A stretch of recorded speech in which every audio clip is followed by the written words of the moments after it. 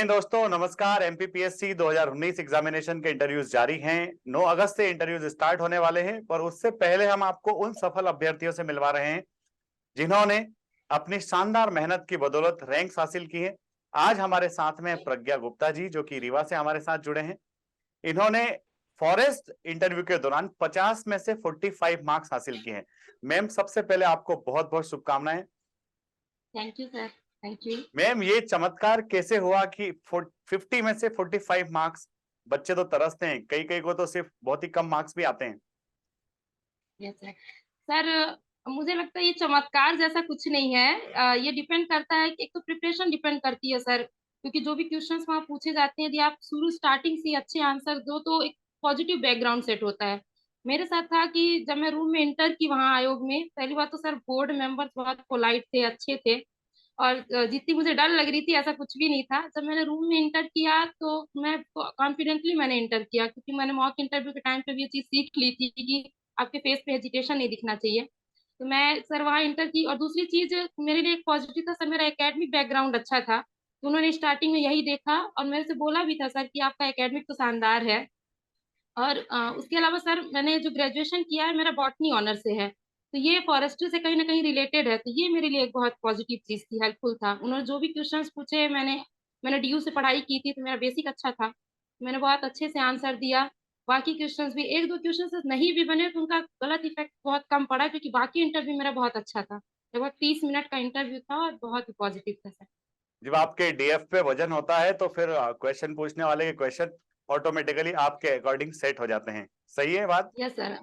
हाँ हाँ सर। तो दोस्तों, मेरा आपसे कहना है कि पीएससी हो या कोई भी एग्जामिनेशन हो, इसकी तैयारी एक दिन या एक साल में नहीं होती है। आपकी प्रिपरेशन जो है, वो आपका एकेडमिक बैकग्राउंड जो होता है, कहीं ना कहीं क्लास 8th के बाद से ही जो चीजें अगर आपके फेवर में यस होती सर। है तो डेफिनेटली फिर वो आपके सिलेक्शन तक आपका साथ देती है। और कहीं ना कहीं वो सारी चीजें आपके पहले प्रयास में आपके सिलेक्शन में हेल्पफुल होती है।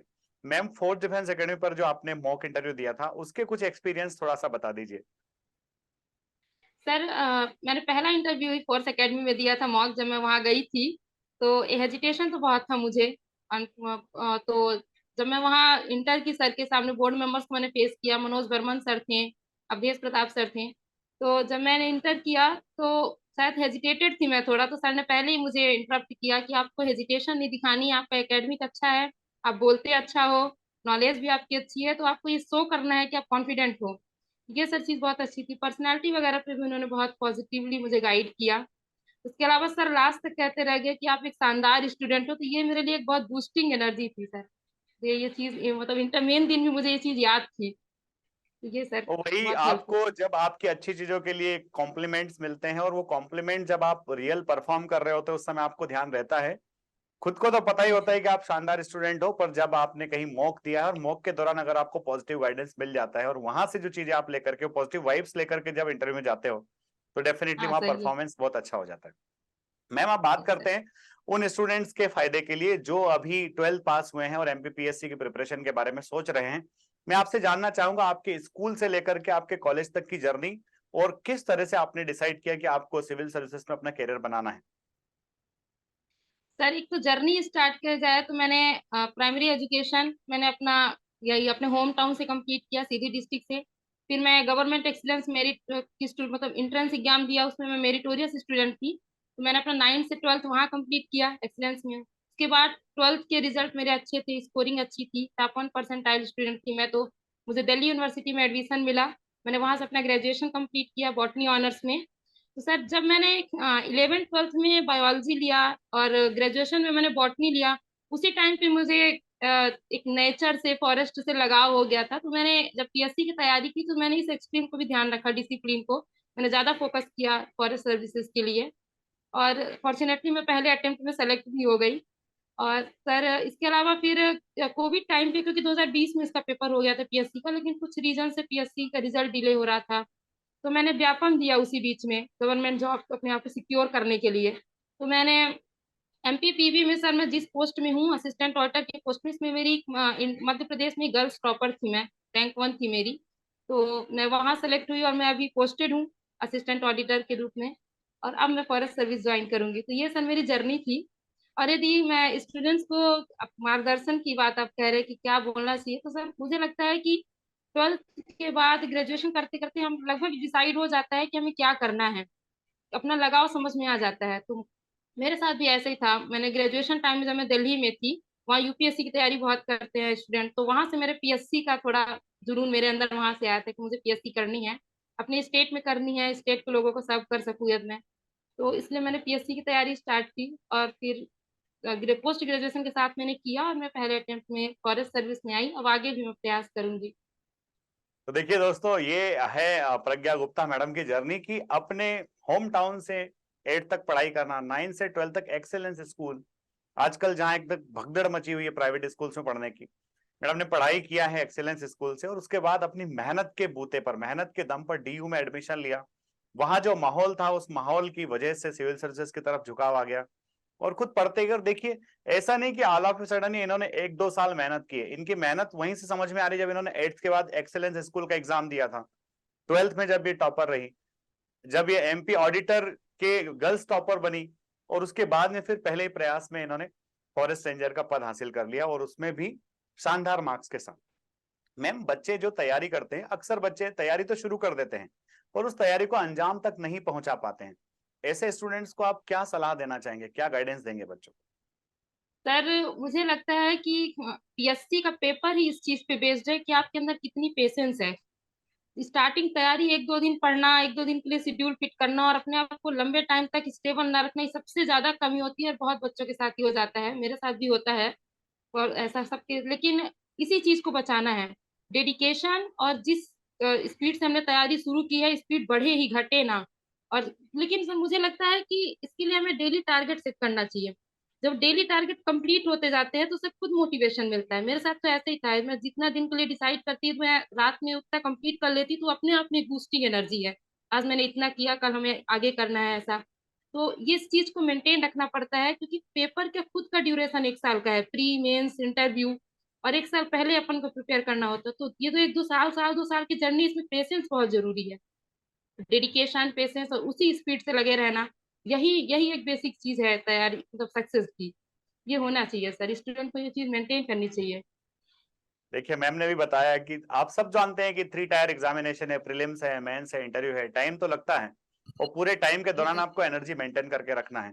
इवन इंटरव्यू तक भी, इंटरव्यू के दौरान भी आपको एक चैंपियन की तरह ही परफॉर्म करना होता है, क्योंकि फाइनल एम सिर्फ प्री या मेंस पास करना नहीं होता है। फाइनल एम होता है कोई यस सर। पोस्ट हासिल कर लेना, और वो निश्चित तौर पर फाइनल मिलती से। है। मैडम ने कहा डिटर्मिनेशन आपके अंदर होना ही चाहिए, जज्बा होना चाहिए कुछ करने का।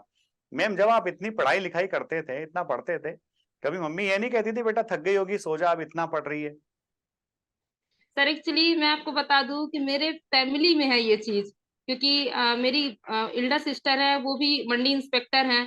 भैया मेरे गवर्नमेंट जॉब में है, गवर्नमेंट इंजीनियर हैं। फिर मैं हूँ।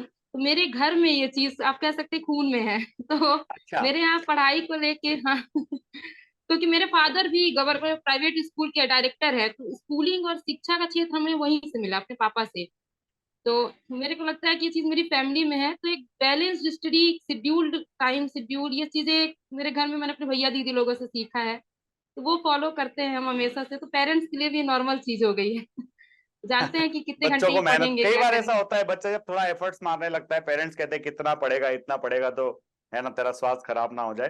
पर जब हाँ, तो माहौल सर ये होता है, पापा जब मेरे कहा सिस्टर। करते हैं कि, तो कहते हैं मतलब वो कि थोड़ा रेस्ट भी लो, बाकी चीजों में भी वो करो, सारा दिन बुक में नहीं। लेकिन सर हम बैलेंस करके शेड्यूल बना लो, तो मुझे लगता है कि सर इतना टाइम होता है 24 घंटे में, कि आप यदि 8-8 घंटे भी अपने, 8 घंटे सोने के लिए, 8 घंटे अपने डेली शेड्यूल बाकी काम के लिए, और 8 घंटे पढ़ाई के लिए दे रहे हो, तो इनफ है। डेडिकेटली पढ़ा जाए तो 5-6-7 घंटे इनफ होते हैं सर। बिल्कुल आप सही कह रहे हैं, कंसिस्टेंसी के साथ अगर डेली 5 to 6 आवर्स भी बच्चा पढ़ेगा तो डेफिनेटली उसका जो हाँ लक्ष्य है वो हासिल कर पाएगा। मैम, कोर्स के मॉक इंटरव्यू के बारे में आप क्या कहना चाहेंगे, किस तरह से हेल्प करते हैं बच्चों को? सर, डेफिनेटली सर बहुत अच्छा है। खासकर जो बोर्ड मेंबर्स हैं वो बहुत अच्छे हैं। और क्योंकि वो हमारी शॉर्टकमिंग्स बताने के साथ साथ हमारी खासियत भी बताते हैं, और सर ये जरूरी है, क्योंकि ये एक बूस्टिंग एनर्जी है बच्चों के लिए। क्या उनमें खासियत है, उस चीज को उनको और निखार के मेन इंटरव्यू में पेश करना है, ये बहुत अच्छी चीज है। सर ने मुझे बार बार, मैंने बताया ना, उन्होंने बोला कि आपका एकेडमिक अच्छा है, आपका नॉलेज अच्छा है, पर्सनालिटी बोलना सब कुछ आपका अच्छा है, तो आप पॉजिटिवली फेस करो इंटरव्यू को। आप बिल्कुल इस चीज के लिए डरो मत कि आप बाकी स्टूडेंट से कहीं भी पीछे हो।